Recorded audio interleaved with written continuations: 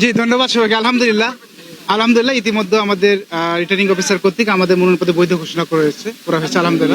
আলহামদুলিল্লাহ আল্লাহ শুকরিয়া আদায় করি। আপনারা দেখেছেন যে কাহারনন্দী গ্রামে রাজনৈতিক দলগুলো জনগণের কাছে যাচ্ছে, আমরা জনগণের কাছে যাচ্ছি, চেষ্টা করছি আমাদের সর্বোচ্চ দিয়ে। জনগণ উৎসব মুখের পরিবেশে ভোট দেবে এটি আমরা প্রত্যাশা করি। আজকে জনগণ দেখেন, জুলাই অভ্যুত্থানের পর যে নতুন বাংলাদেশে জন্ম হয়েছে, এখানে মানুষ চায় দীর্ঘ সময় তার ভোট দিতে পারে না, তার ভোট দিতে চায়। এই জন্য আমাদের প্রয়োজন লেভেল প্লেইং ফিল্ড, সবার আগে আমাদের প্রয়োজন।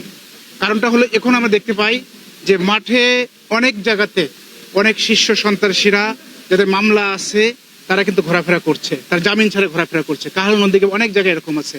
আমি মনে করি প্রশাসনের জেলা কোর কমিটি গঠন করে একেবারে স্পেশাল টাস্কফোর্স অভিযানের মাধ্যমে অবৈধ অস্ত্র উদ্ধার করা দরকার এবং এই সন্ত্রাসীদের গ্রেপ্তার করা জরুরি।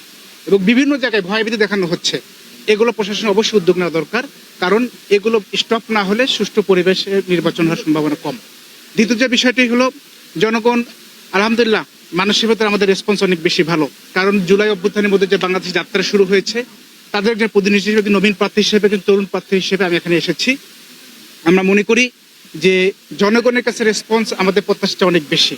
কারণ মানুষ একটি সন্ত্রাস মুক্ত, একটা চাঁদাবাজ মুক্ত একটি সমাজ চায়, মানুষ একটা দুর্নীতিমুক্ত একটা সমাজ চায়। যার কারণে কাহারনন্দী গ্রামবাসী দীর্ঘ সময় ধরে এই জায়গাগুলোতে জনগণ পারসিকিউটেড ছিল, নির্যাতিত ছিল। তাই নির্যাতন নিপীড়ন থেকে বাঁচার জন্য তারা দাঁড়িপাল্লাকে বেছে নিয়েছে। আমরা দৃঢ়ভাবে বিশ্বাস করি এই মাঠে আমরা বিপুল ভোটে বিজয় হব ইনশাআল্লাহ। আপনি বলছিলেন যে